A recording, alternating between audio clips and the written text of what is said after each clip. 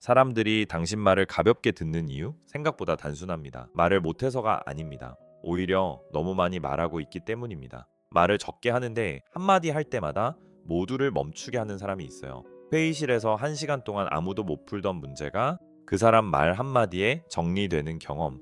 술자리에서 분위기가 어색한데 그 사람이 한마디 하면 갑자기 웃음이 터지는 경험. 당신 주변에도 있을 거예요. 저 사람은 뭐가 다른 걸까?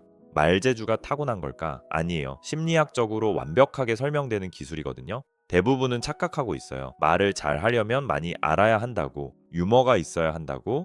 틀렸습니다. 분위기를 장악하는 사람들은 말의 내용이 아니라 말하는 방식이 다른 거거든요. 오늘 그 방식을 전부 공개합니다. 재현 씨는 팀에서 가장 말이 없는 사람이었어요. 회의에서도 조용했고 회식에서도 조용했거든요. 근데 이상한 일이 반복됐어요. 재현 씨가 말하는 순간 모두가 조용해졌습니다. 팀장도, 목소리 큰 동료들도 자연스럽게 재현 씨 쪽을 쳐다봤거든요. 재현 씨가 특별히 재밌는 말을 한 것도 아니었어요. 엄청난 정보를 가진 것도 아니었고 그냥 그 사람이 말하면 달랐어요. 왜일까요? 분위기를 장악하는 사람들의 첫 번째 비밀은 말하기 전에 잠시 멈춘다는 겁니다. 이게 가장 중요한데 대부분이 모르고 있어요. 뭔가를 말하기 직전에 1, 2초 멈추는 거예요. 이 침묵이 엄청난 힘을 만들거든요. 심리학에서 기대 효과라고 부르는 현상이 있어요. 뭔가 일어나기 직전의 침묵이 뇌를 집중 상태로 만든다는 거거든요.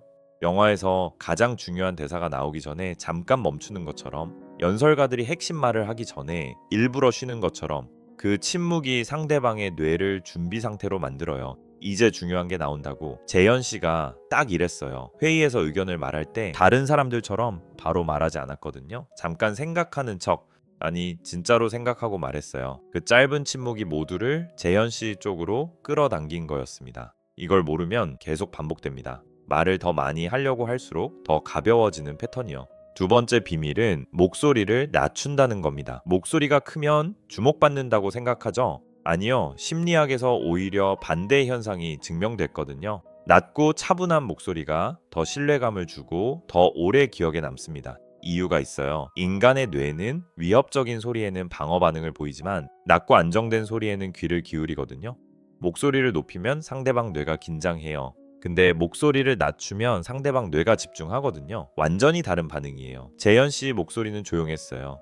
시끄러운 회식 자리에서도 목소리를 높이지 않았거든요. 근데 이상하게 다들 재현 씨 말을 들으려고 조용해졌어요. 목소리를 낮추는 것 자체가 주변을 조용하게 만드는 신호가 된 거예요. 여기서 잠깐 스스로 진단해 보세요. 당신은 중요한 말을 할 때 목소리가 올라가는 편인가요? 내려가는 편인가요? 올라간다면 지금 반대로 하면 돼요. 세 번째 비밀은 상대방 말을 끊지 않는다는 겁니다. 이게 역설적으로 들리죠? 분위기를 장악하려면 더 많이 말해야 할 것 같은데 오히려 더 잘 들어야 한다는 거거든요. 심리학에서 경청의 역설이라고 부르는 현상이 있어요. 말을 가장 잘 듣는 사람이 말할 때 가장 강한 영향력을 갖는다는 거거든요. 왜냐하면 사람들은 자기 말을 잘 들어주는 사람한테 신뢰를 느끼거든요. 그 신뢰가 쌓이면 그 사람이 말할 때 무게감이 생겨요. 항상 끼어들고 자기 말을 하는 사람의 말은 가볍거든요. 근데 항상 잘 듣던 사람이 말하면 그게 무거워요. 뭔가 중요한 말이겠지 하고 집중하게 되거든요. 재현 씨가 딱 이랬어요. 회의에서 다른 사람이 말할 때 정말 집중해서 들었거든요. 핸드폰도 안 보고 딴 생각도 안 하고 그게 쌓이면서 재현 씨가 말할 때 다들 같은 방식으로 들어줬어요. 내가 한 것을 상대방도 하게 되는 거거든요. 네 번째 비밀은 구체적으로 말한다는 겁니다. 분위기를 못 잡는 사람들한테 공통점이 있어요. 말이 추상적이에요. 좋은 것 같아요. 잘 될 것 같아요. 한번 해봐요. 이런 말들은 뇌에 아무것도 남기지 않거든요. 근데 분위기를 장악하는 사람들은 달라요. 구체적으로 말해요. 예를 들어볼게요. 이 방향이 맞는 것 같아요와 지난번에 이걸 했을 때 결과가 좋았거든요. 이번에도 같은 방식으로 가면 될 것 같아요. 이 두 문장, 내용은 비슷해요. 근데 뇌가 받아들이는 방식이 완전히 다르거든요.